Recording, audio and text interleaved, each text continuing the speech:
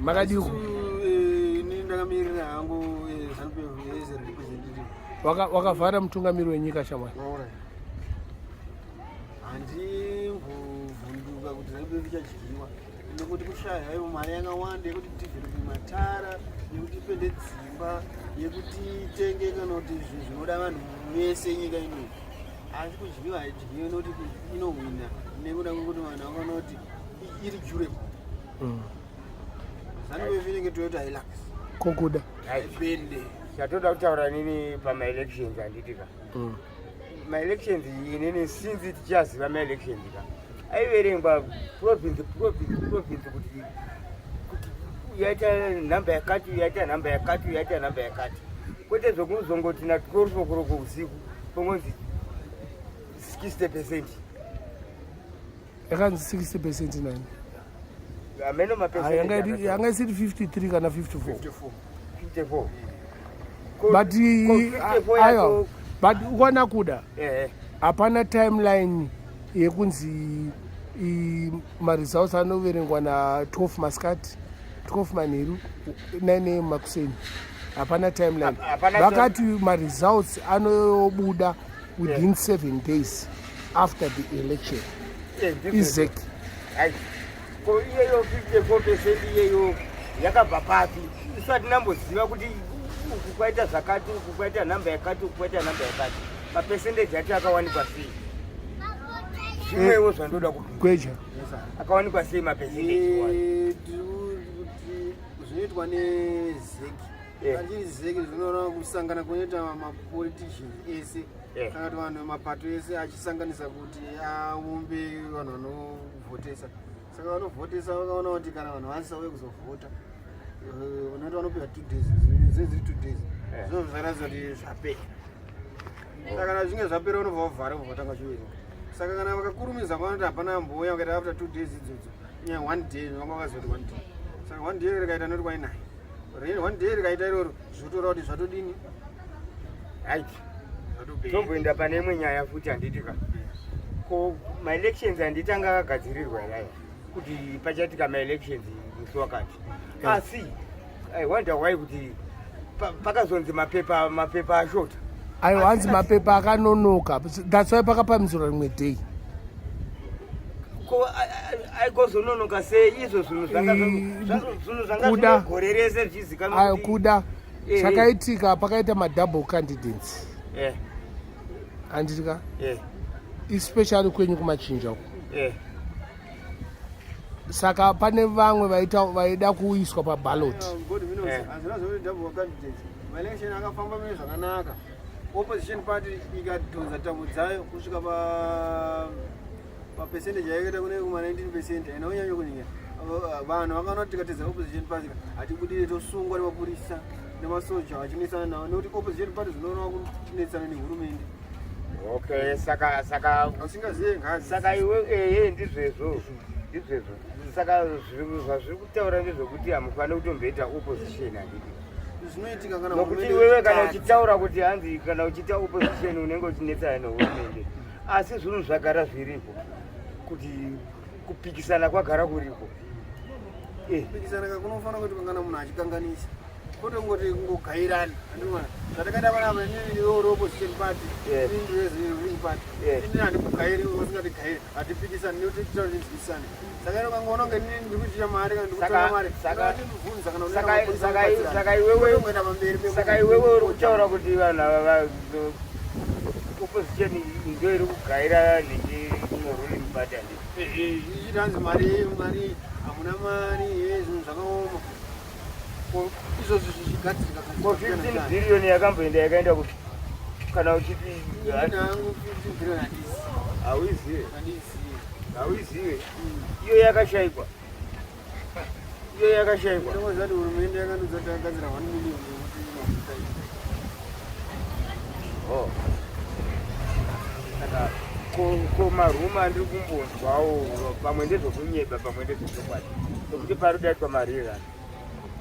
Rirani ndongonzwawo rirani nani?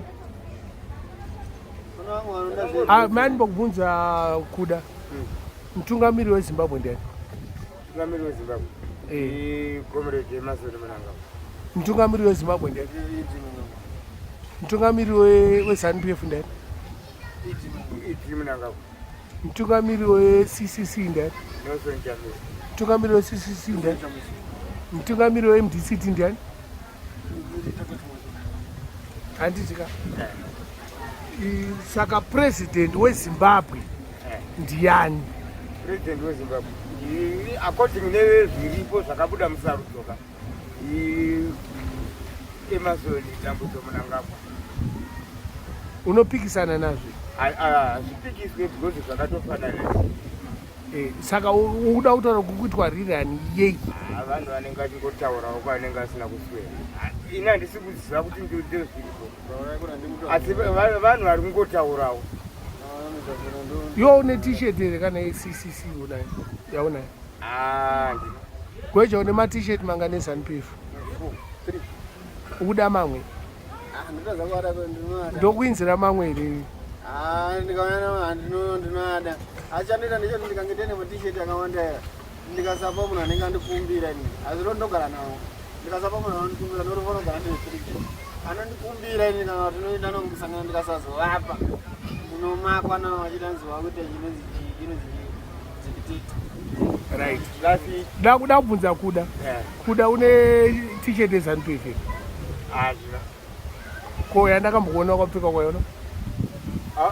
Handina. Wakaiwana kupi? Ndakatepiwawo pamusangano. Wanga wanotsvake chimusangano weZANU-PF? Iwe uri muchinja? Kuona kuti pane inenge iri kavhara apu yakechida kuita. Because dzesisi dzacho hadzipfekeki. Udushurwa. Udushurwa? Taure kuti Mbare pane munhu akamborohwa here because muchinja. Taura chokwadi. Mbare? Mbare akambosona. Zvarini? Last election.